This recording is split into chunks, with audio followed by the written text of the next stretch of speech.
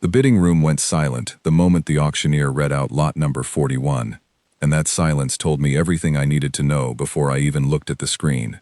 My name is Elena Marsh, and I have spent 11 years buying broken ships that nobody else wants. I know the sound of fear when I hear it, and that room was full of it. The auction hall on Corvell Station was packed with buyers from 6 different systems, all of them chasing the same 3 lots of military surplus that had come in from the Outer Rim. I was there for scrap metal, nothing more. I needed hull plating to repair my own ship, and I had exactly enough credits to buy a small cargo hauler with damaged engines, maybe 2 if I was careful. Then the image of Lot 41 appeared on the display, and every conversation in the room stopped. The ship was long and narrow, built from a metal so dark it seemed to swallow the light around it instead of reflecting it. There were no visible weapons, no markings, no faction symbols. It simply sat there in the auction image, like a shadow that had been given a shape. The auctioneer, a thin man named Daniel Cole who had run this station's sales for as long as I had been coming here, cleared his throat twice before he spoke. Lot 41, he said.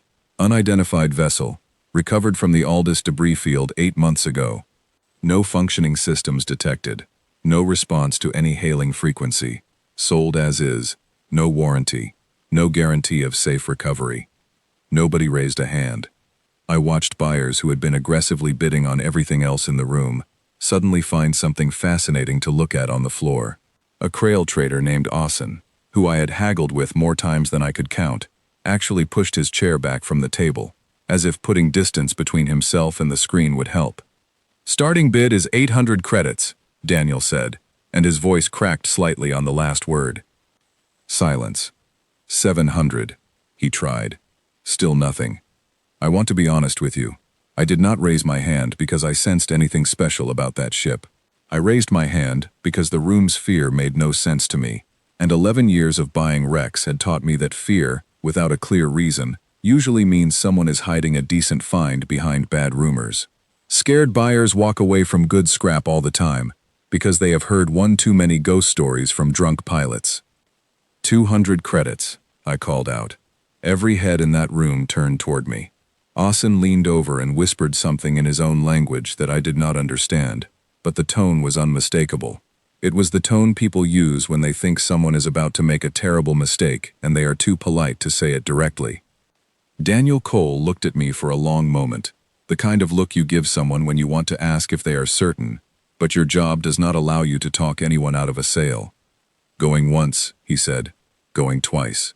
Sold, to bidder 11, for 200 credits. Nobody clapped. Nobody congratulated me. The room simply moved on to the next lot as if I had bought nothing more interesting than a broken air filter, and within a minute, the tension that had filled the hall completely disappeared, replaced by ordinary bidding chatter over scrap metal and old freight containers. I told myself I had gotten a bargain. The station's dockmaster, a heavy-set man named Garrett Voss who managed towing and berthing for the salvage yard, met me at the paperwork counter, with an expression I did not like. "You bought the black one," he said. It was not a question. "I bought lot 41, I said. "Is there a problem with the sale?" He slid the transfer documents across the counter without quite meeting my eyes. "No problem," he said. "It is legally yours now. I just want you to know that ship has been sitting in our overflow yard for 8 months, because none of my crew will go near it long enough to run a full diagnostic. Every scanner we point at it gives us different numbers. Mass, density, internal temperature. It all shifts around like the ship cannot decide what it wants us to see. That is probably just old damaged instruments confusing our tools," I said. "Debris fields do strange things to hull integrity." "Maybe," Garrett said. He did not sound convinced. "Tow crew will bring it to your berth in the morning. After that, it is your problem, not mine." I did not sleep well that night, though I would not admit that to anyone at the time. I told myself it was excitement about a possible profit, not the way Garrett's voice had dropped when he warned me. Salvage was my whole life. I had grown up on stations exactly like this one, watching my mother strip parts off dead ships to pay for food and fuel, and I had learned early that hesitation cost money. Fear was a luxury for people who had somewhere safer to be. The next morning, the tow crew brought the black ship into the overflow berth beside my own vessel. A modest hauler I called the Drift Runner, and even standing on my own deck I could feel something was different about it. It was not fear exactly. It was more like standing near a machine that was switched off but somehow still listening. The ship was larger than the auction image had suggested, easily 3 times the length of my hauler, though its hull was strangely narrow, built more for speed than cargo. Up close, the black material was not paint or standard alloy. It seemed to shift in texture depending on the angle I looked at it, sometimes smooth as glass, sometimes rough like stone, though I never saw it actually change while I was watching directly. I ran my handheld scanner over the hull, the same model I had used on hundreds of wrecks before, and the readings came back exactly the way Garrett had described. 1 second it told me the hull was standard titanium composite. The next second, without me moving the scanner at all, it told me the material did not match any registered alloy in the station's database. I decided the scanner was broken and switched to my backup unit. Same result. I spent the rest of that first day walking the length of the hull, looking for an entry point, a docking hatch, an emergency airlock, anything that would let me get inside to assess what I had actually bought. I found nothing. No seams, no hinges. No markings of any kind. It was as if the ship had been grown rather than built, one seamless piece from bow to stern. By evening, frustrated and starting to wonder if I had wasted my 200 credits on a ship I could never even open, I tried something desperate. I placed both hands flat against the hull, near what looked like it might be a bow section, and simply stood there, feeling foolish, waiting for nothing in particular to happen. The metal was warm. Not machine warm, the kind of heat you feel from an engine or a power core running nearby. It was warm the way a person's skin is warm. I pulled my hands back immediately, my heart suddenly loud in my own ears, and took several steps away from the hull before I made myself stop and think clearly. A living hull was not possible. I had heard stories, spacer tales told in bars, about ships that seemed to have moods, vessels that pilots swore reacted to their emotions, but I had always assumed those stories were exaggeration, born from long hours alone in deep space, the kind of thing lonely pilots invented to make their ships feel less empty. I went back to my own quarters that night, without trying to touch the hull again. Over the following 3 days, I tried every method I knew to breach the ship's exterior. I tried a plasma cutter, which should have sliced through any known hull material within minutes. The cutter's beam simply slid across the surface without leaving so much as a scorch mark, as if the black material were somehow redirecting the heat rather than absorbing it. I tried a mechanical drill, expecting at minimum to create dust or shavings. The drill bit spun uselessly against the surface, generating heat and noise but making no visible progress, until eventually the bit itself began to soften and warp from the friction, forcing me to stop before I destroyed my only good drill. I even tried, out of sheer frustration on the 3rd night, simply asking the ship out loud to let me in, feeling ridiculous the entire time, and grateful nobody could see me talking to a piece of scrap metal in an empty dock at 2 in the morning. Nothing happened that night either. By the 4th day, other salvagers on the station had started to notice my ongoing struggle. Austin, the Krail trader, stopped by my berth on his way to his own ship, watching me examine the hull with an expression somewhere between curiosity and pity. "You should sell it back to the yard," he said. "Take whatever loss you need to take and move on. That ship has a reputation now, and reputations on a station like this spread fast. Buyers will remember you as the one who tried and failed to open the black ship. That is not a story that helps your business." "I appreciate the advice," I said, though I did not mean it kindly. Austin shrugged and continued toward his own berth. "I heard you talking to it last night," he added over his shoulder. "Everyone on this dock heard you, just so you know." I felt my face grow warm with embarrassment, but I did not stop working. Something about the ship's stubborn silence had shifted from an annoyance into something closer to a challenge, and I have never been good at walking away from a challenge, even when every reasonable voice around me suggested that I should. On the 5th day, I changed my approach entirely. Instead of trying to force my way inside with tools, I decided to study the ship the way I would study a puzzle, rather than a piece of scrap metal. I walked the entire hull slowly, this time paying attention not to where I might cut or drill, but to any subtle variation in the surface. any place where the black material seemed even slightly different from the rest. It took most of the day, but near the ship's midsection, low along what I guessed was the underside, I found a section, perhaps a meter wide, where the surface had a faint, almost imperceptible ripple pattern, like the surface of still water disturbed by a single drop. I knelt beside it, and, remembering my foolish experiment from days earlier, placed my palm flat against that spot. The warmth was stronger here. I stayed there, kneeling on the cold dock floor with my hand pressed against a warm patch of alien metal, and I did something I had not done since I was a child, helping my mother strip parts from dead ships in the dark. I waited, patiently, without trying to force anything, simply present and still. Minutes passed. My knees ached against the metal floor. I nearly gave up twice. Then, so quietly I almost missed it beneath the ambient hum of the station's ventilation system, I heard a sound from inside the hull. A single, soft tone, low and resonant, like a note played on an instrument I had never heard before. I did not move my hand. The tone repeated, slightly different in pitch, almost like a question being asked in a language built entirely of sound rather than words. "I am Elena," I said quietly, feeling my own voice shake slightly in the empty dock. "I do not know if you can understand me. I bought you at auction 5 days ago. I am not trying to hurt you. I only want to understand what you are." For a long moment, nothing happened, and I felt embarrassed again, certain I had imagined the sound entirely, certain that exhaustion and days of frustration had finally caught up with my judgment. Then the warm patch of hull beneath my palm shifted. I felt it move before I saw it. A slow reshaping of the metal itself, folding inward and outward in a pattern too smooth and deliberate to be anything but intentional. Within seconds, where solid hull had existed moments before, there was now an opening, roughly human-sized, leading into complete darkness inside the ship. I pulled my hand back and stared at it. My breath caught somewhere in my chest. 5 days of drills, cutters, and every tool I owned had accomplished nothing. 5 minutes of simply sitting still and speaking honestly had opened a door that should not have been able to open at all. I stood at the edge of that darkness for a long time, listening to my own heartbeat, weighing every instinct my mother had ever taught me about caution around unknown wrecks against a curiosity I could not silence, no matter how hard I tried. Behind me the dock was empty. Austin had gone. Garrett Voss was somewhere on the far side of the station handling other business.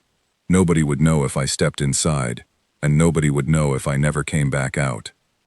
I retrieved a portable light from my own ship, checked that my suit's emergency beacon was functioning, and took one last look at the quiet, ordinary dock around me, the kind of place I had spent my entire life working in, without ever expecting anything extraordinary to happen. Then I stepped through the opening in the hull, into the darkness of a ship that had just chosen, for reasons I did not yet understand, to let me inside. The opening sealed behind me with the same quiet, deliberate motion it had used to open, and for a moment I stood in absolute blackness, my light beam the only thing between me and whatever waited inside a vessel that every experienced salvager on the station had been too afraid to touch. I switched on my light, took a slow breath, and began to walk forward into whatever the black ship had been waiting 8 months, and perhaps far longer, to show me.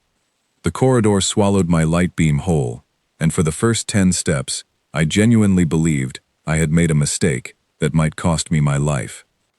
The walls were the same black material as the hull outside, but inside, without the harsh dock lighting to compete with, they seemed almost to drink in the beam from my portable lamp, leaving only a narrow cone of visibility in front of me. I kept one hand on the wall as I walked, partly for balance, and partly because the texture beneath my glove felt strangely reassuring, cool and smooth, nothing like the rough scarred metal I was used to touching inside dead ships. The air inside was breathable. My suit's internal sensor confirmed that within seconds of me stepping through the opening, which surprised me more than almost anything else so far. A vessel with no power signature, no active life support readings from outside, should not have had breathable air after 8 months sitting in a debris field and another 5 days parked in an overflow dock. Yet the readout on my wrist glowed a calm, steady green, oxygen levels within normal human range, temperature comfortable, no detectable contaminants. I decided to keep my helmet sealed anyway. Comfortable readings from a ship this strange did not feel like a good enough reason to take unnecessary risks. The corridor curved gently to the left, and as I followed it, faint lights began to activate along the base of the walls, low amber strips that brightened just enough to illuminate the floor a few steps ahead of me, before fading again once I had passed. It was as if the ship were conserving power carefully, giving me only exactly what I needed and nothing more.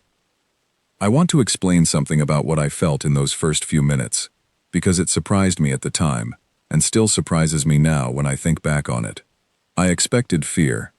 I expected the tight, familiar dread that came from walking through any unknown wreck, the sense that something might be waiting in the dark to end my career, or my life, in a single violent moment. Instead, I felt something closer to being watched by a curious animal. Not hostile, not hunting, simply aware, and patient, and quietly interested in what I would do next. The corridor eventually opened into a larger chamber, and here my light beam finally found something other than bare walls to illuminate. Rows of what I can only describe as seating lined both sides of the room, though the shapes were unlike any pilot or crew chairs I had seen in my career of stripping wrecks. They were built low to the ground, angled in a way that suggested whoever sat in them had a body structure similar to a human's: 2 legs, 1 torso, arms that would rest naturally at roughly the height where the armrests curved. Above each seat, dark screens lined the walls, and though none of them showed any image, I could see faint reflections of my own light moving across their surfaces, which meant they were made of glass, or something very much like it, not simply more of the strange black hull material. This was not a cargo hold. This was not an engine room or a machine space.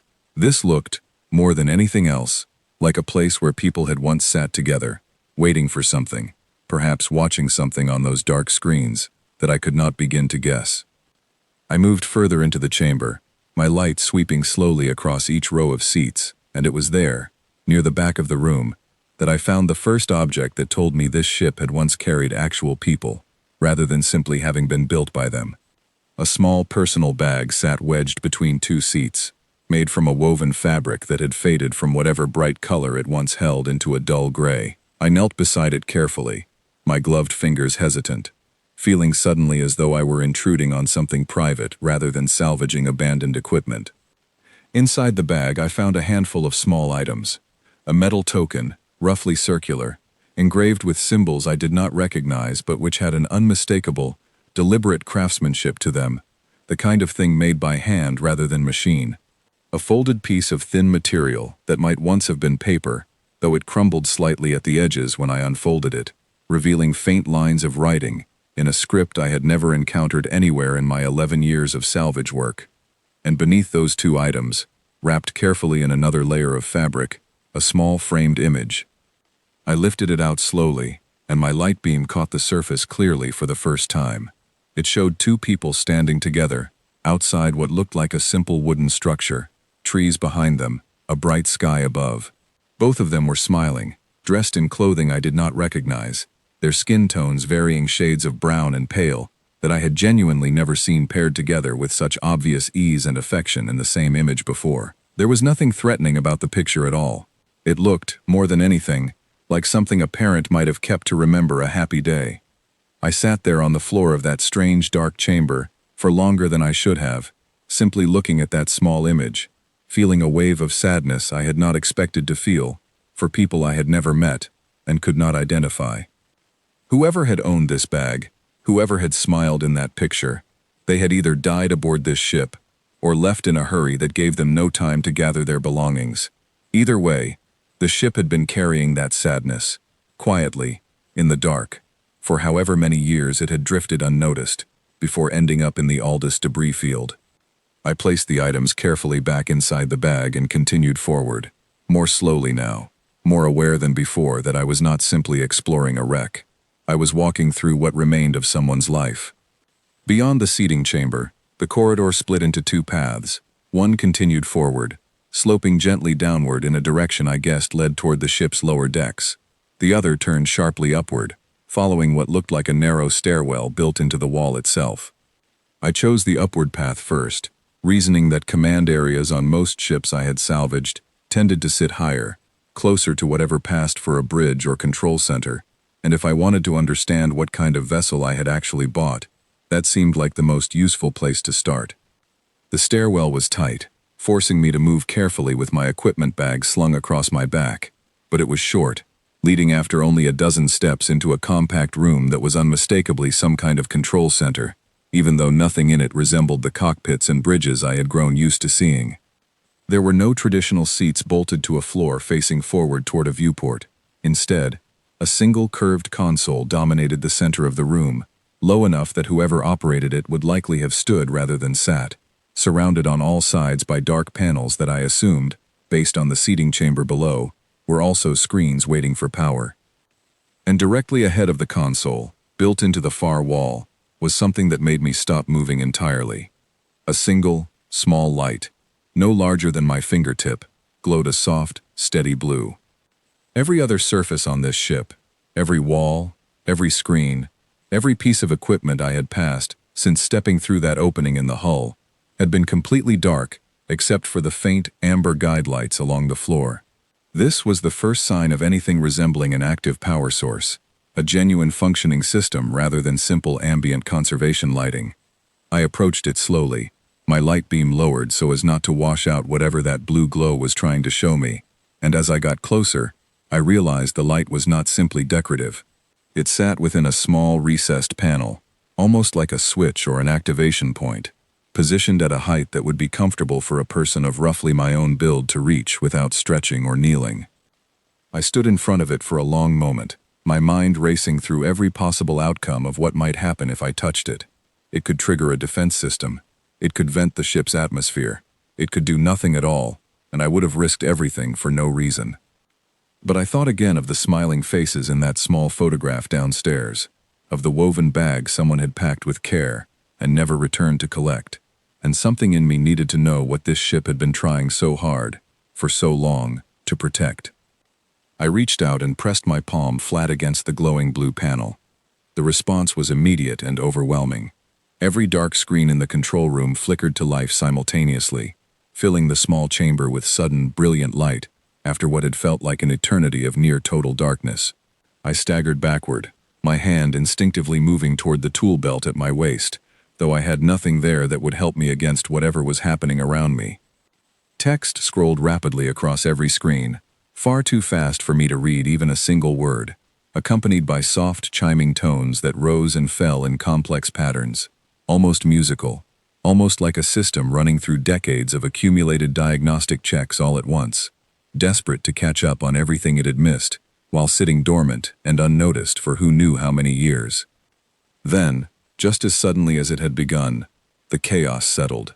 The screens stopped their rapid scrolling, and instead displayed a single, calm image, each, the same symbol repeated across every surface in the room, a simple geometric design I did not recognize, but which felt deliberately chosen rather than random. And then, filling the small control room from speakers I had not even noticed were built into the walls, a voice spoke. It was calm, measured, and unmistakably artificial, though it carried a warmth in its tone that surprised me. Nothing like the flat mechanical voices I had heard on the handful of automated systems I had encountered in my salvage career. "Unauthorized access detected," the voice said, "beginning identity verification." I froze completely, my heart hammering against my ribs so hard I was certain the ship's systems must have been able to hear it directly through my suit. "Please remain still," the voice continued. "This process will not cause harm." I had no intention of running. There was nowhere to run to, deep inside a ship whose exits I did not fully understand, and some instinct told me that whatever was about to happen next would determine far more about my future than any decision I had made up to this point in my life. A soft beam of light, pale and thin, swept slowly across my body from head to foot, originating from somewhere near the ceiling that I could not clearly identify. I held perfectly still, watching the screens around me shift through rapid sequences of information I could not interpret, numbers and shapes, and what might have been anatomical diagrams flashing past too quickly to study. Then, after what felt like the longest 30 seconds of my life, the beam of light switched off, and the voice spoke again. "Verification complete," it said. "Species classification, human. This is unexpected.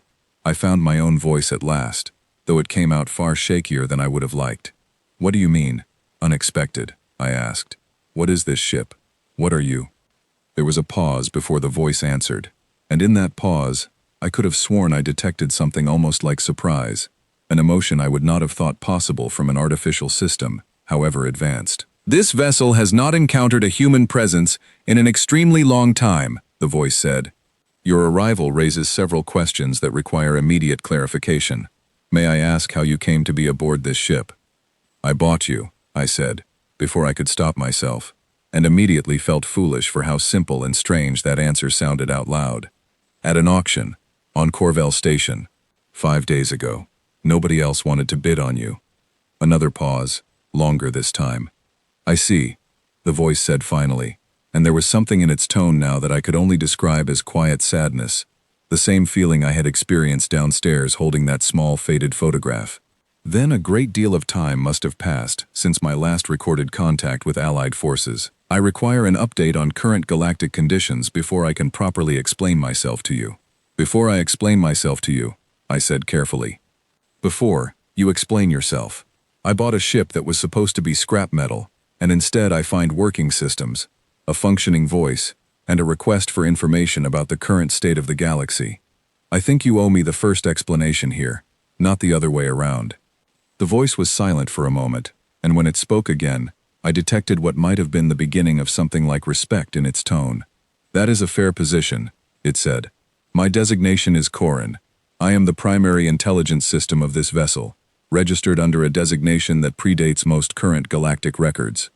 I have been in a dormant conservation state for an unknown period of time, following instructions left for me by my last commanding officer, before this vessel was ordered to withdraw from active engagement and conceal its location indefinitely. Withdraw from what? I asked. Conceal from who? Corin's answer, when it came, sent a cold feeling through my chest that had nothing to do with the ship's climate control. From a conflict that this vessel's crew believed had not yet ended, Corin said, merely paused. I would ask you the same question you asked me a moment ago, Elena Marsh. How much do the current inhabitants of this galaxy actually remember about the war that humanity fought, and more importantly, about how that war truly concluded? I stood there in that small, brightly lit control room, surrounded by screens I could not read, and a voice that spoke with more calm certainty than any machine had any right to possess, and I realized that whatever I thought I understood about the ship I had bought for 200 credits, I had been entirely wrong. I opened my mouth to answer, and found that I did not actually know what to say. I do not know how long I stood there in silence, before Corin spoke again, but it must have been long enough for the artificial intelligence to grow concerned, because its next words came softer, almost gentle, the way someone might speak to a person who had just received difficult news. You seem troubled by my question, Corin said. Perhaps it would help if I explained what I already know, and you can correct me where the current reality differs. I sat down slowly on the edge of the console, my legs suddenly unwilling to hold me steady any longer, and nodded, before remembering that a voice without visible eyes could not see a nod. Go ahead, I said. According to my final operational records, Corin began, humanity was engaged in an extended defensive conflict against a coalition of expansionist powers, seeking to claim territory along what was then called the Outer Settlement Line. This vessel and its crew were part of a small reconnaissance and early warning fleet, tasked with monitoring enemy movement and relaying critical information back to Central Command. I listened carefully, my mind trying to match what Corin described against anything I had learned growing up on scattered trade stations, anything my mother had ever mentioned, any fragment of history taught during the brief years I had spent in a station school, before financial necessity pulled me into salvage work instead. I have never heard of any of this, I admitted. There is no war like that in any history I was ever taught. Humans exist now mostly as traders, mostly scattered across a handful of systems, mostly viewed by other species as, I paused, searching for a way to say it that would not sound cruel, mostly viewed as a minor presence, not a major military power, not something anyone considers dangerous or significant. The silence that followed felt heavier than any of the previous pauses in our conversation. That is deeply concerning, Corin said finally. My final orders, issued directly by my commanding officer before this vessel entered its dormant state, were explicit. I was to preserve this ship, its systems, and any surviving records, and wait for confirmation that the conflict had reached a resolution acceptable to human command structures before resuming any form of active operation. I have received no such confirmation in all the time I have been dormant. Then maybe it did resolve, I offered, trying to find something reassuring to say. Maybe humans simply moved away from military structures because the danger passed. Maybe your commanding officer's caution was no longer necessary, and everyone just moved on with peaceful lives instead. Corin's response came slowly, each word chosen with obvious care. That is possible, the intelligence said. However, my final records also included a secondary set of instructions, to be followed only under a specific set of circumstances. If this vessel remained dormant for an extended period exceeding standard operational tolerances, and if upon reactivation no confirmation of a peaceful resolution could be found, I was instructed to assume the worst possible outcome had occurred, rather than the best. What is the worst possible outcome? I asked, already dreading the answer. That humanity did not win this conflict through victory, Corin said.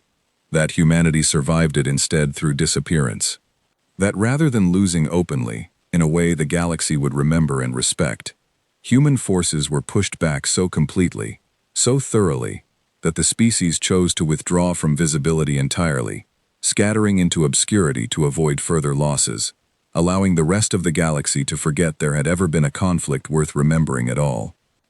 I felt a chill move through me that had nothing to do with the ship's climate control, and everything to do with how closely that explanation matched everything I actually knew about my own species' quiet, unremarkable place among the stars. I had never questioned it before that moment.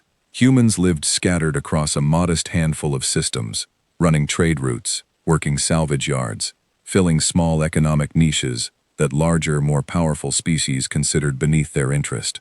Nobody feared humans. Nobody respected humans as a serious power in galactic affairs. We were simply present, tolerated, occasionally useful, never dangerous. I had always assumed that was simply how things had always been.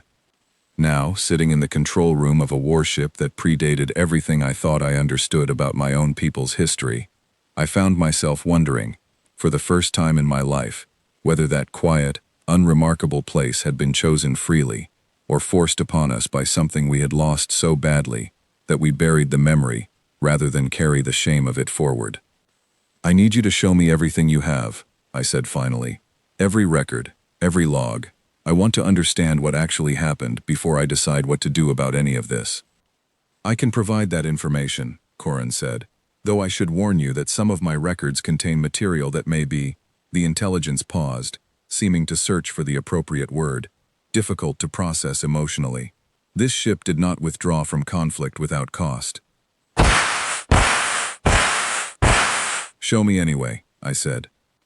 Corin complied, and the screens around the control room shifted from their earlier calm symbol into something far more detailed. Star charts, marked with symbols I slowly began to understand, as Corin explained each one. Red markers indicating confirmed engagement zones, yellow markers indicating monitored territory, and a disturbing number of markers in a dark, muted color that Corin explained, quietly, indicated locations where human forces had been recorded as lost with no survivors confirmed. There were dozens of those dark markers scattered across the star charts, entire regions of space where, according to Corin's records, human ships and human lives had simply ended, swallowed into a conflict that history, at least the history I had ever been taught, had completely erased. I found myself thinking about my mother, about the stories she used to tell me during long nights working salvage together. Stories she always framed as simple folklore, cautionary tales about the dangers of deep space, rather than anything resembling factual history. She had mentioned, more than once, an old phrase that older generations sometimes used, something about ships that went dark and never came home, and I had always assumed it was simply a common expression, the kind of thing every spacefaring culture develops to explain ordinary losses.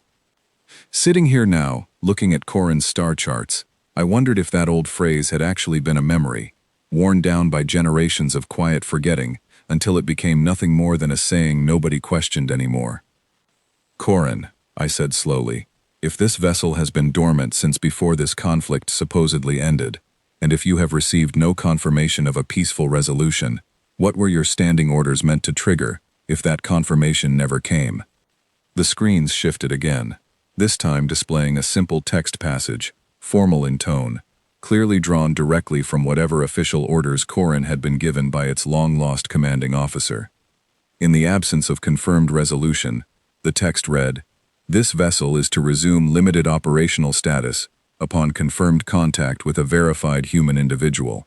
Primary objectives upon reactivation are as follows: assess current galactic conditions, determine the present status and safety of human populations, attempt contact with any other dormant allied vessels that may still exist within transmission range. Preserve this vessel and its remaining resources for use in whatever capacity best serves human interests, whether those interests require continued concealment or a return to active engagement." I read those words twice, feeling the weight of them settle into my chest like a physical thing. "You are telling me," I said carefully, "that by finding you, by talking to you, by simply existing as the first human you have encountered since your dormant state began, I have accidentally triggered a chain of military orders that were written for a war that supposedly ended before I was even born." "That is an accurate summary," Corin said.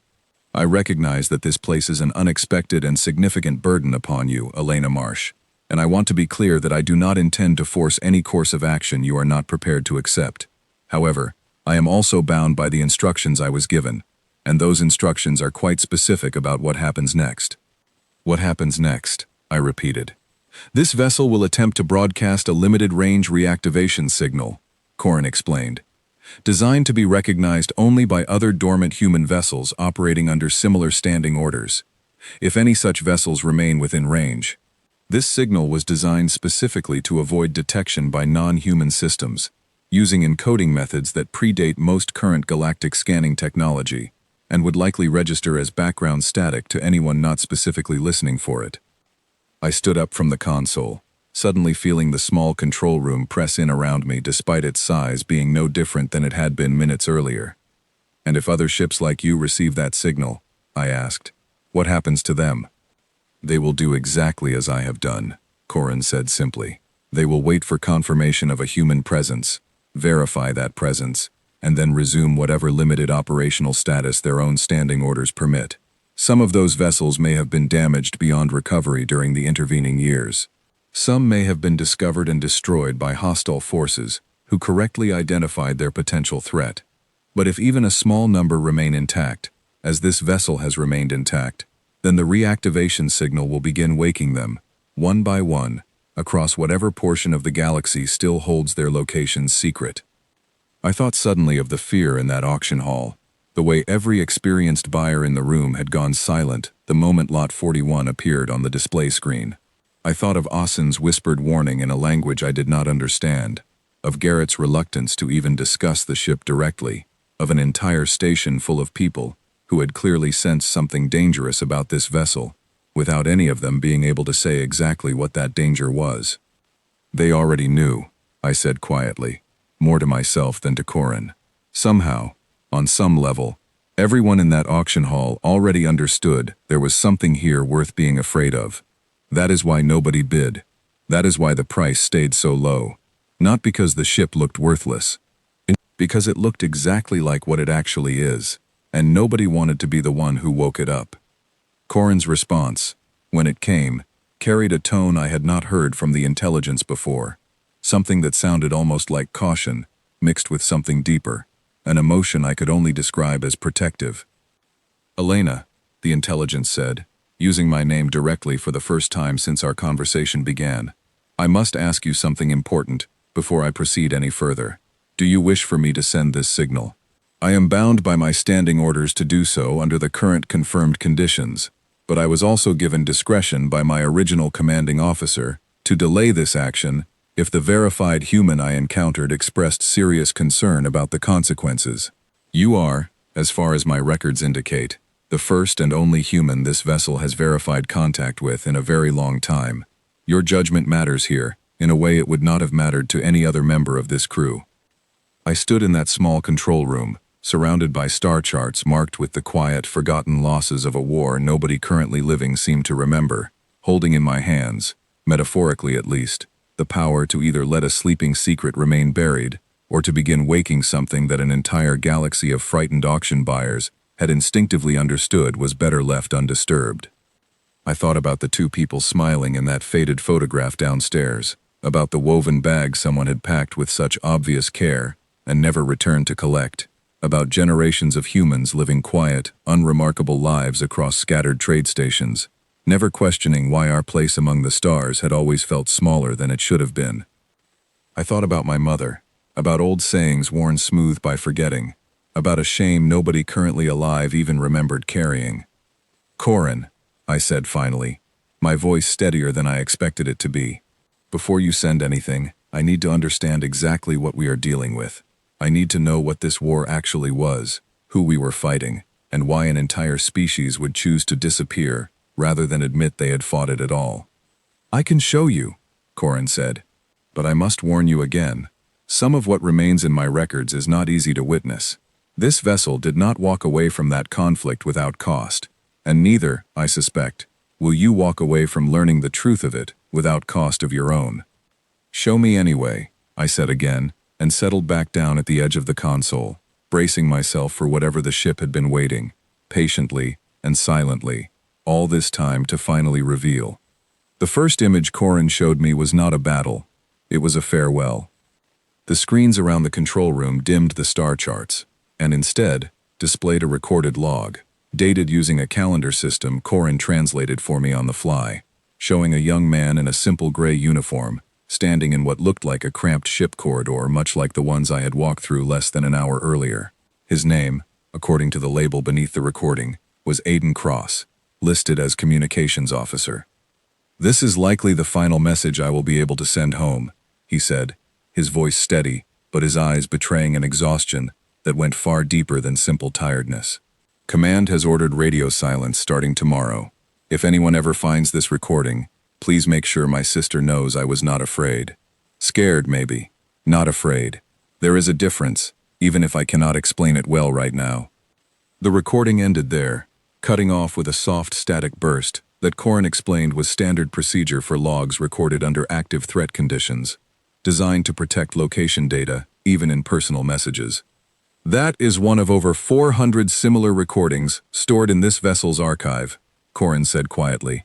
"Most crew members recorded at least one message intended for family, hoping this ship would eventually find its way home, even if they personally did not survive to see it happen. I did not ask to see all 400. I did not think I could bear it, and I told Corin as much." "I understand," the intelligence replied, without any hint of judgment in its tone. "Allow me instead to show you the broader context, so you understand what these individuals were facing, rather than only the personal cost of facing it." The screens shifted again, this time displaying tactical diagrams, ship formations, and territorial maps that Corin narrated with the careful, measured tone of someone recounting history, rather than living memory, though I suspected the distinction mattered less to an intelligence that had, in its own way, lived through every moment it now described. "Humanity's conflict," Corin explained, "did not begin as a war of conquest on either side. It began as a resource dispute along a poorly defined boundary between human-settled space and territory claimed by a coalition of 3 allied species, whom my records identify collectively as the Thren Accord. Initial negotiations were conducted in good faith. Neither side sought open conflict." "What changed?" I asked. "Discovery," Corin said simply. "Human settlements along the boundary region began recovering resource deposits far more valuable than either side had initially estimated. The Thren Accord, believing human negotiators were deliberately concealing the true value of the disputed territory to gain unfair advantage in ongoing talks, escalated diplomatic pressure into direct military posturing. Human command, unwilling to abandon settlements that had been established for generations, refused to withdraw. From that point forward, the situation deteriorated steadily, each side interpreting the other's defensive actions as aggressive escalation, until open conflict became effectively unavoidable. The screens displayed a series of engagement records, dates and locations scrolling past, accompanied by brief tactical summaries. I watched human fleet formations, smaller and less numerous than whatever forces the Thren Accord fielded against them, hold defensive lines against odds that, even to my untrained eye, looked increasingly desperate as the timeline progressed. We were outnumbered, I said, more to myself than to Corin. Significantly, Corin confirmed. However, outnumbered does not mean overmatched in every respect. Human forces developed a reputation during this conflict for a particular kind of tactical unpredictability that our opponents found consistently difficult to counter. Where Thren Accord forces valued coordinated, disciplined engagement following established doctrine, human commanders frequently improvised, adapted mid-engagement, and accepted tactical risks that more conservative military traditions considered reckless. Did it work? I asked. Often enough to prolong the conflict far longer than initial projections suggested it would last, Corin said. Human forces achieved several significant tactical victories throughout the war. Engagements where numerically superior Thren Accord formations were forced to withdraw after suffering losses disproportionate to their advantage in numbers. These victories did not go unnoticed. Records I retained prior to my dormant state indicate that Thren Accord command structures began treating human forces with a level of caution typically reserved for far more established military powers. I felt something stir in my chest at that. A strange, unfamiliar pride mixed uncomfortably with the grief I had been carrying since watching Aiden Cross record what he believed might be his final message home. Then why did we disappear? I asked. If we were capable of winning individual engagements, if we earned that kind of caution from an entire coalition, why does nobody remember any of this? Why did we choose to vanish instead of standing our ground until the conflict properly ended? Corin's response took longer to arrive this time, and when it did, the intelligence's tone carried something I had not heard from it before, a weight that felt almost like reluctance. I do not have complete records covering the war's final months, Corin admitted.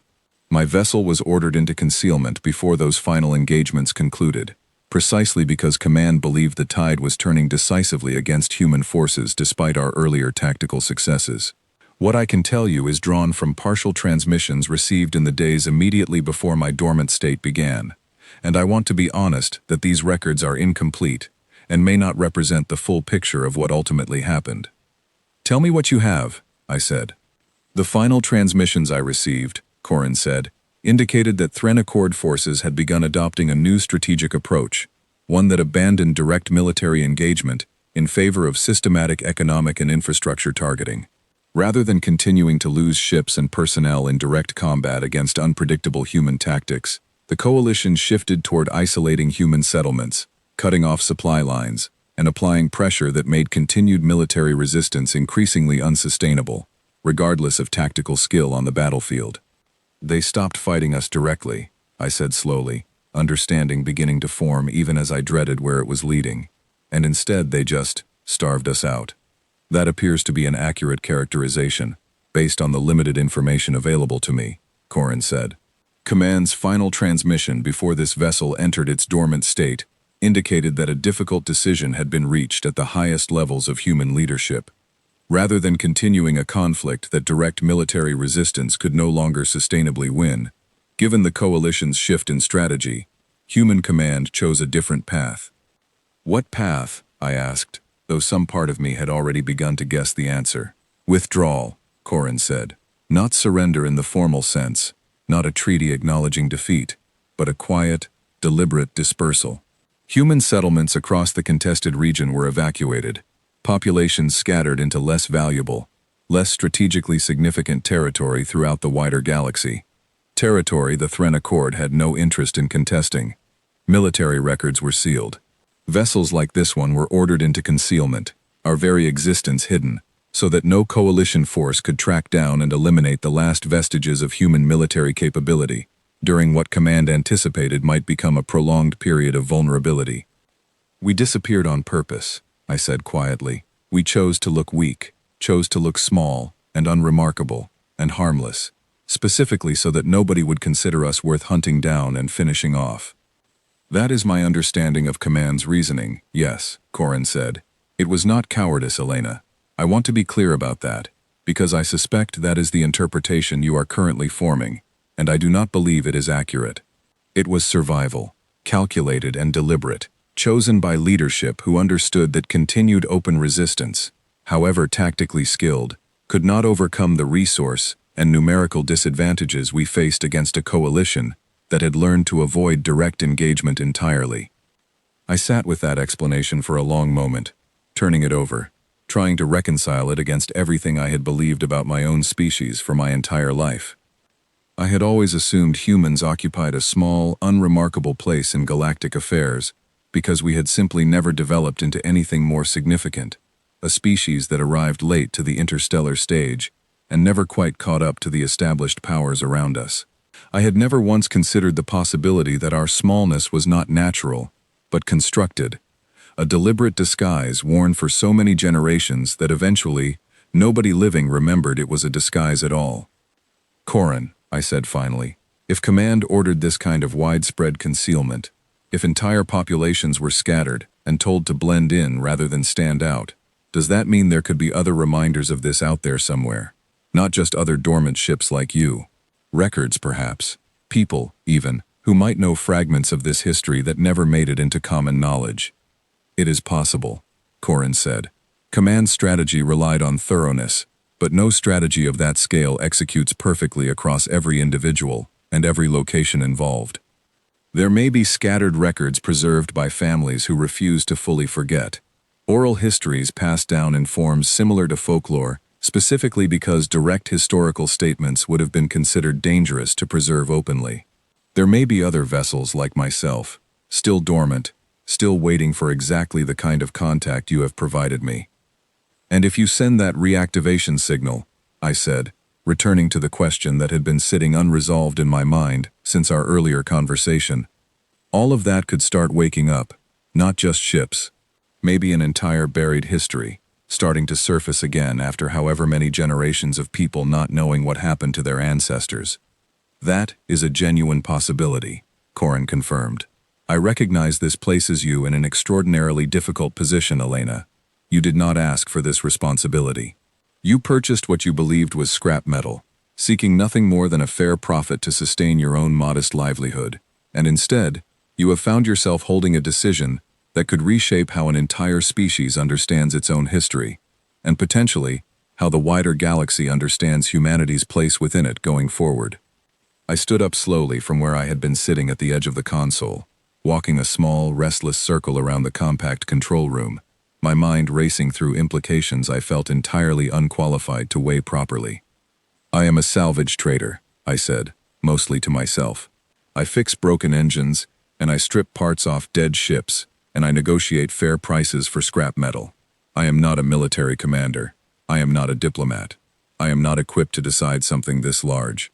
Perhaps not in the way you are describing, Corin said gently. But consider this, Elena. Every decision that mattered aboard this vessel, historically, was made by ordinary people, placed into extraordinary circumstances they never sought out.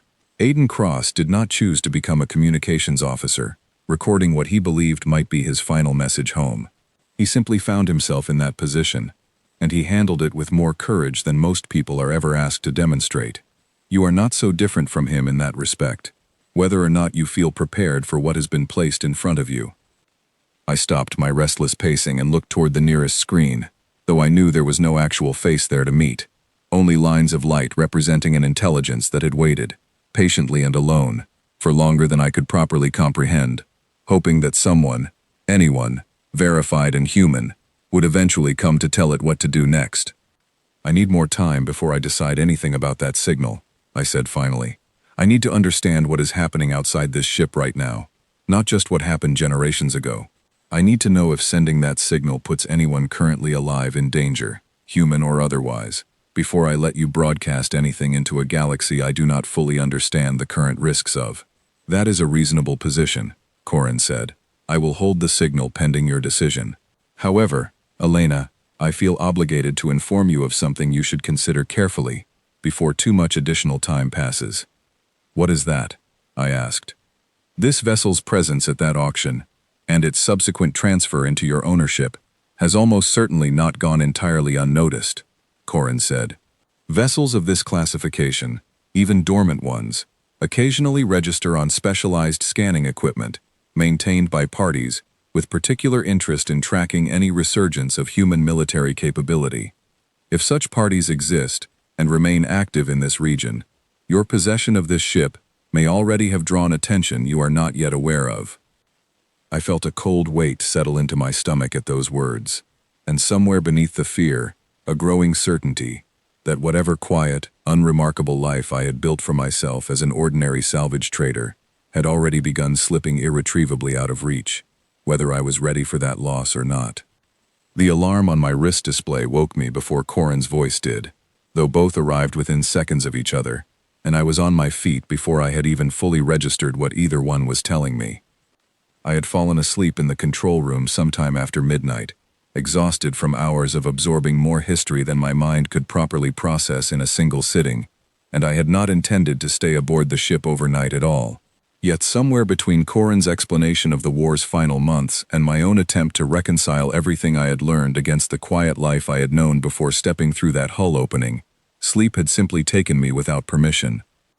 "Elena," Corin said, and the calm, measured tone the intelligence had maintained throughout our previous conversations had noticeably sharpened.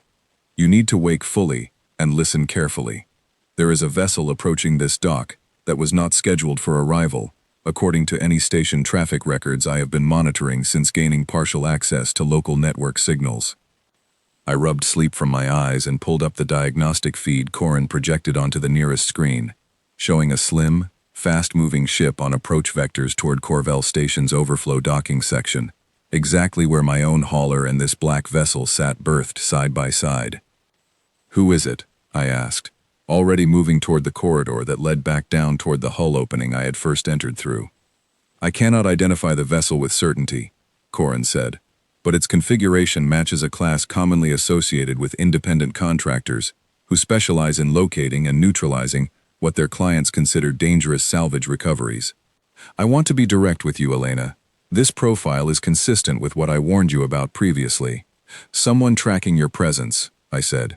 "Someone tracking this vessel's presence, specifically," Corin corrected gently, "which unfortunately now includes you, by extension, given your ownership." I reached the hull opening within minutes, stepping back out onto the familiar dock floor of Corvell Station, and immediately understood that Corin's warning had not been exaggerated. Through the transparent barrier separating the overflow docking section from open space, I could see the approaching vessel clearly now, sleek and unmarked, moving with a precision that suggested experienced piloting rather than routine commercial traffic. Garrett Voss came jogging down the dock toward me moments later, his face carrying an expression somewhere between confusion and alarm. "That ship does not have clearance for this berth," he said, gesturing toward the approaching vessel through the barrier. "I have not authorized any docking request from them, and station traffic control has no record of them either. I do not know how they are even planning to attach without triggering our automated defense protocols." Corin's voice came through my suit's internal comm, audible only to me, and I was grateful Garrett could not hear the ship's intelligence speaking directly into my ear. "They will not need standard docking clearance," Corin said quietly. "Vessels of this specialized class typically carry equipment designed to bypass automated station defenses through direct system access rather than conventional docking protocols. I estimate they will achieve contact with this section of the station within 4 minutes." "Garrett," I said, forcing my voice to remain steady despite the panic building rapidly in my chest, "I need you to get everyone away from this section of the dock immediately. I do not know exactly who is on that ship, but I do not think they are here for a friendly visit." "What is going on, Elena?" Garrett demanded, his eyes darting between me and the black hull looming behind me. "What have you gotten yourself involved in?" "I do not have time to explain it properly right now," I said. "Please, just trust me. Clear this section." Garrett hesitated only a moment longer before his instincts, honed by years of managing a busy salvage dock full of unpredictable buyers and sellers, took over, and he began shouting instructions into his own comm unit, directing nearby dock workers and the handful of other salvagers present toward the station's interior sections, away from the overflow docking area entirely. I turned back toward the black hull, my mind racing through options that all felt equally impossible. "Corin," I said, "can you get us away from this dock? Can this ship actually fly?" "This vessel's primary propulsion systems remain in a partially dormant state," Corin said. A full activation sequence typically requires several hours of preparation to ensure safe operation. Attempting an emergency launch in our current condition carries significant risk of system failure. How much risk? I asked. Considerable, Corin admitted.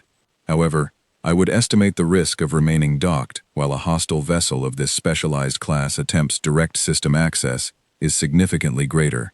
I recommend emergency launch procedures, despite the associated dangers, unless you have an alternative solution you believe would be safer. I did not have an alternative solution. I had never faced anything remotely close to this situation in 11 years of ordinary salvage work, and every instinct I possessed screamed at me that whatever was approaching this dock represented a danger far beyond anything I was equipped to handle through negotiation or evasion on foot.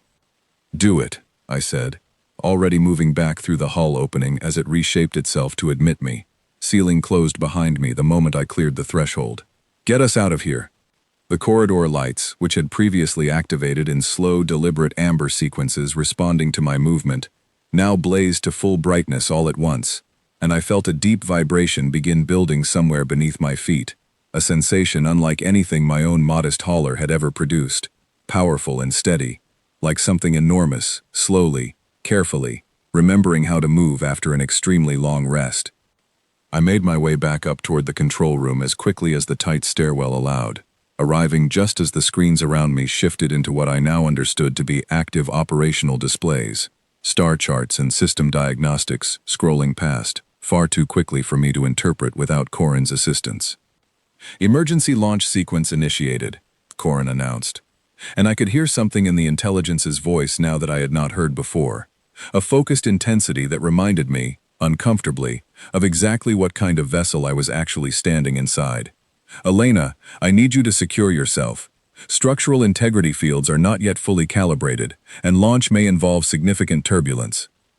I gripped the edge of the console with both hands, bracing myself as best I could without any proper safety restraint to hold on to, and felt the entire ship shudder beneath me as, somewhere outside, the hull began pulling away from the dock's mooring clamps, with a force that set off what I could only imagine were several very loud alarms throughout Corvell Station's traffic control systems. Through the nearest active screen, I caught a brief chaotic glimpse of the approaching hostile vessel, adjusting its own trajectory rapidly, clearly reacting to our unexpected launch, and for one terrifying moment, I was certain it would simply move to intercept us before we could clear the station's docking perimeter entirely. Then the vibration beneath my feet intensified sharply, and the black ship surged forward with a speed that pressed me hard against the console despite whatever partial structural fields Corin had managed to bring online, and Corvell Station fell away rapidly behind us on the display, along with the hostile vessel that had arrived. I now understood with absolute certainty, specifically to prevent exactly what I had just done. "We cleared the station's perimeter," Corin reported, though the intelligence's voice carried a note of continued tension rather than relief. "However, the pursuing vessel has adjusted course to follow. Given our current partial system status, I estimate they will maintain pursuit capability for at least the next several hours, unless we can either lose them within nearby debris fields or achieve full propulsion capability before they close the distance." I stared at the display showing our pursuer's position, still uncomfortably close despite our sudden burst of speed, and felt the full weight of everything that had happened over the past several hours finally settle onto my shoulders with crushing clarity.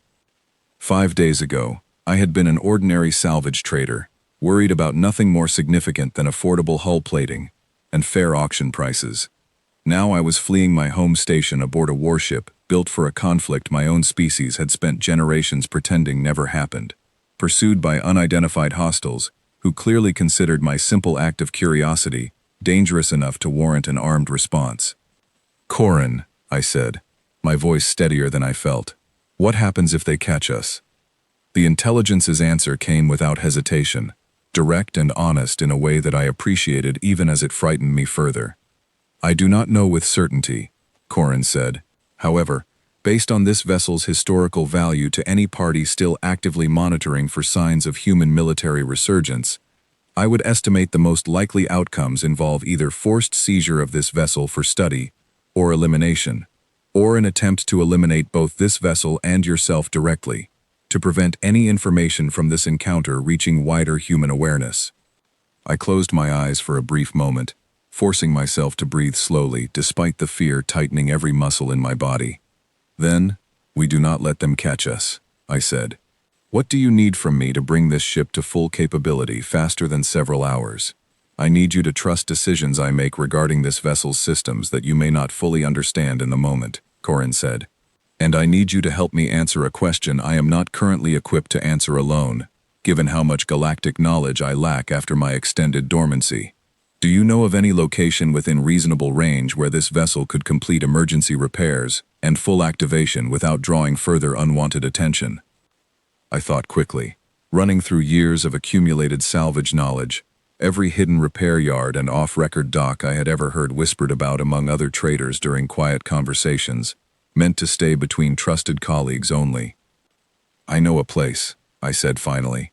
"It is not close, and it is not exactly legal, but the people who run it do not ask questions, and they do not report unusual visitors to anyone.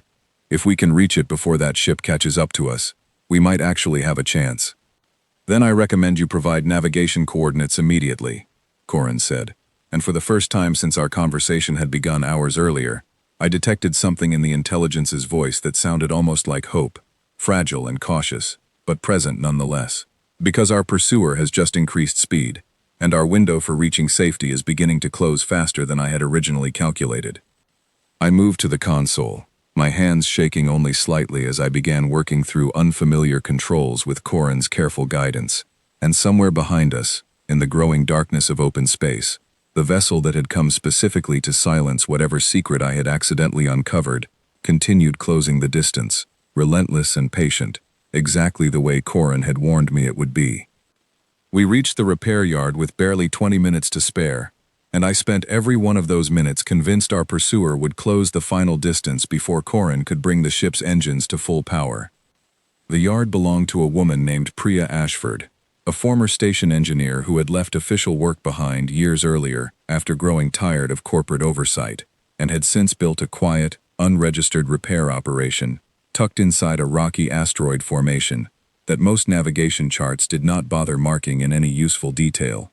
I had done business with her twice before, minor engine repairs on my own hauler that I preferred not to have logged through official station channels, and both times she had proven herself reliable, discreet, and entirely uninterested in the personal details of whoever she was helping.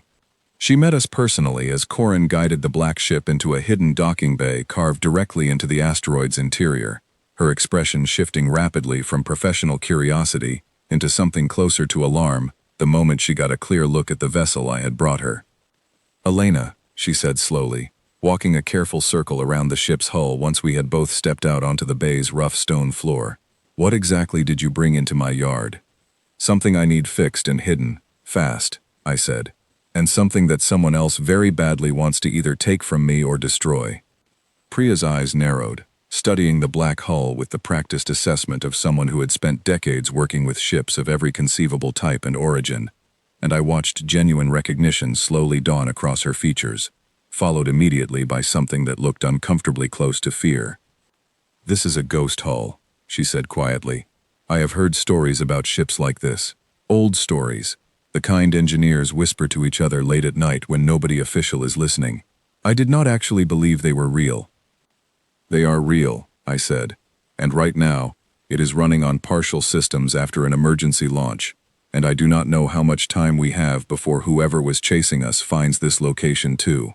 Priya's professional instincts took over quickly after that, and within minutes she had assembled a small trusted team, 3 engineers who worked with her regularly and had proven themselves reliable over years of unofficial jobs, and together, they began the delicate work of assessing what Corin's systems actually needed to reach full operational capability.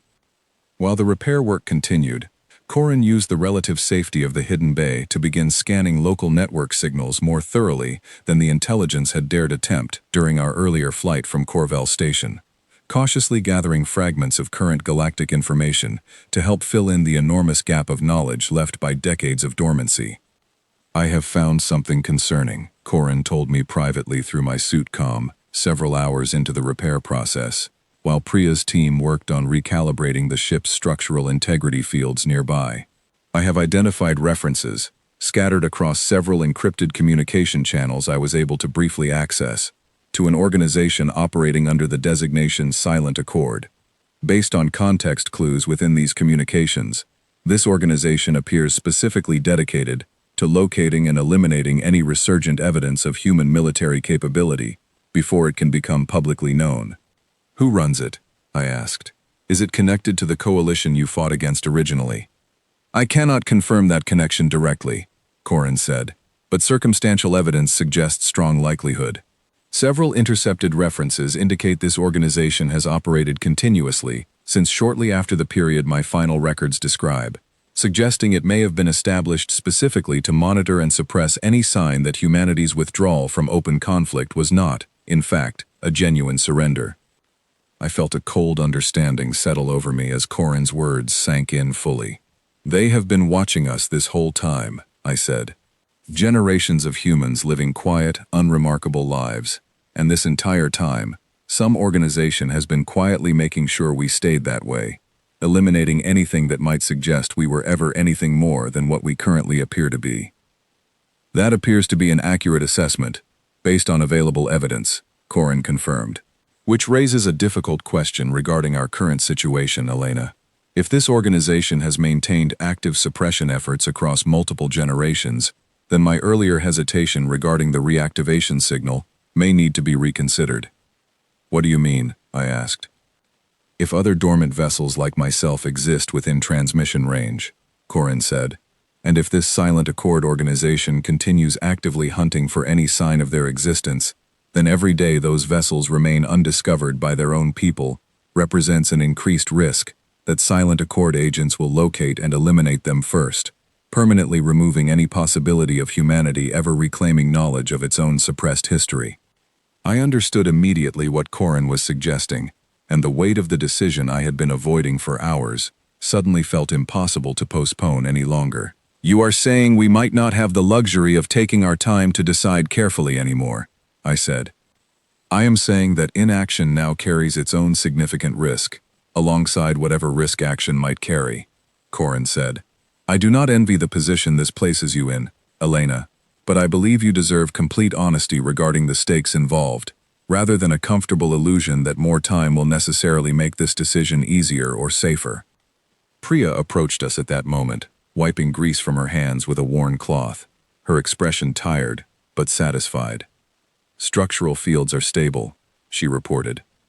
Full propulsion capability should be available within another 2 hours. Maybe less if my team keeps the pace they have been maintaining. Whatever this ship actually is, Elena, it responded to our repairs far better than I expected, almost like it was helping us understand its own systems as we worked. That sounds like something Corin would do, I said, offering Priya a tired, grateful smile. Corin, she repeated slowly, studying me with new curiosity. That is the ship's name? It's intelligence, I clarified. It has been talking to me since I first got aboard. Priya's expression shifted into something more cautious at that revelation, though she did not press further, simply nodding and turning back toward her waiting team with the practiced professionalism of someone who had learned long ago not to ask more questions than her clients were willing to answer. I want you to know, she added quietly, before walking away, whatever trouble you have found yourself in, Elena, you are welcome to disappear from this yard the moment repairs are complete, and I will have no record of you ever being here at all. That is the arrangement I offer everyone who comes to me. No exceptions, no questions. I appreciate that more than I can say, I told her honestly.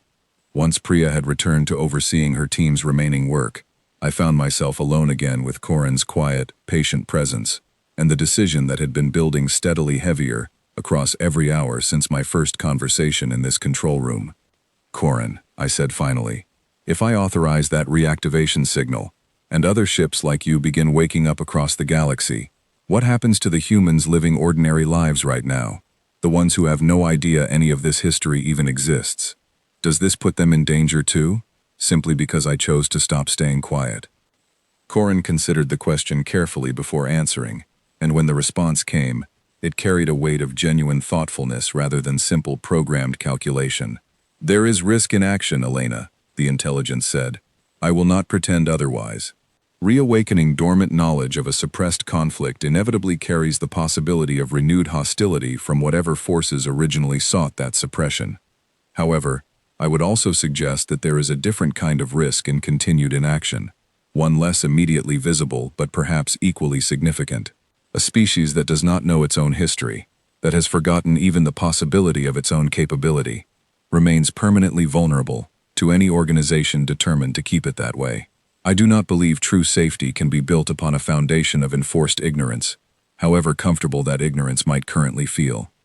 I turned that thought over carefully in my mind, thinking again of the auction hall's instinctive fear, of Austin's whispered warning, of an entire galaxy that had learned, without quite knowing why, to avoid disturbing whatever quiet secret this ship represented. Everyone who bid away from you at that auction, I said slowly. They were not afraid of you specifically. They were afraid of what you represented, even if they could not name it directly. Some deep, inherited caution, passed down through generations, warning them to leave certain things undisturbed. That is a reasonable interpretation, Corin agreed. Fear, even unexplained fear, often carries genuine wisdom accumulated across time, even when the original reasoning behind it has been forgotten. Then maybe it is time that fear finally had a name again, I said, feeling something settle into place inside me, a resolve I had not fully possessed when I first stepped through that hull opening days earlier, but which had grown steadily stronger with every hour I spent learning the truth this ship had been protecting. I am tired of my own species living small and quiet and afraid, without even understanding why. Whatever risk comes from waking that history back up, I would rather face it honestly than let it stay buried, simply because facing it feels safer in the short term. Corin's response came softly, almost reverently. That is precisely the kind of decision my original commanding officer hoped a verified human contact might eventually be prepared to make, the intelligence said. I want to be certain you understand fully, Elena.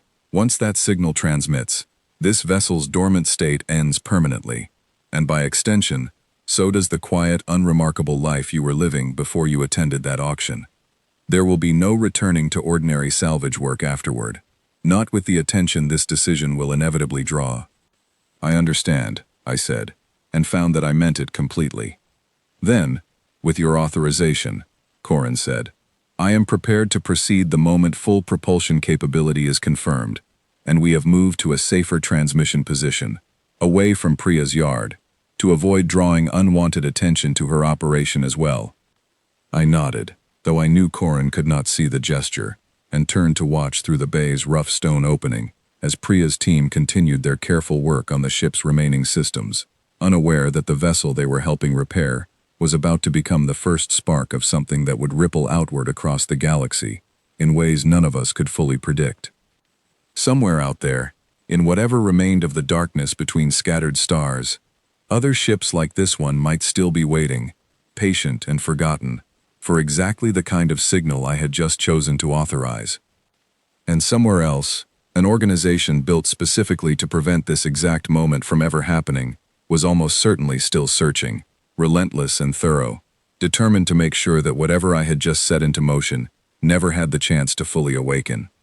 Full propulsion capability confirmed, Corin announced, exactly 2 hours and 11 minutes after Priya's team had finished their final round of repairs, and I felt the deep, steady vibration beneath my feet shift into something smoother, more confident, like a creature finally remembering the full strength of its own body after a long, uneasy sleep. We had moved well clear of Priya's hidden yard by then, drifting silently through a dense field of ancient rock and ice that Corin assured me would mask our position from most standard scanning methods for at least a short while, buying us the safety we needed for what came next. I stood at the center of the control room, surrounded by screens, now fully active and displaying information I had slowly, painstakingly begun learning to read over the past several hours, and felt a strange calm settle over me, despite everything that had happened since I first raised my hand in that auction hall. Are you certain? Corin asked gently, one final time. Once this signal transmits, there will be no way to recall it. I am certain, I said. Then I am ready when you are, Corin replied. I reached forward and pressed my palm flat against the same section of console where, days earlier, this entire journey had begun, with nothing more than curiosity, and a fair price on a piece of scrap metal nobody else wanted. The screens around me pulsed once, brightly, and Corin's voice, when it spoke again, carried a formal weight that made clear the intelligence understood exactly how significant this moment truly was. "Transmitting reactivation signal now," Corin said. For several long seconds, nothing appeared to happen. I stood there, breath held, watching the screens for any sign that our signal had actually gone anywhere, that it had not simply vanished uselessly into the vast emptiness surrounding us. Then, quietly at first, a single new marker appeared on the star chart display, blinking softly in a location I did not recognize, several systems away from our current position.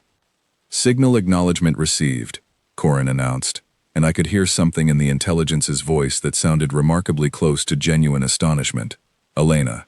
That response originated from a vessel registered under a designation from my own original fleet roster. "It is one of ours. It survived." Before I could fully process that first marker, a second one appeared, then a third, scattered across different regions of the star chart, each one representing another ship, another dormant piece of history, stirring back to life after the signal reached wherever it had spent generations hidden and waiting. "How many?" I asked quietly, watching the markers continue slowly accumulating. "I cannot yet determine a final count," Corin said. "But Elena, this is already more than I dared hope for. Whatever else happens from this point forward, you should understand clearly what you have just accomplished. You did not simply wake one ship. You have begun waking an entire scattered fleet, and by extension, you have begun the process of returning humanity's forgotten history to the people who deserve to finally know it."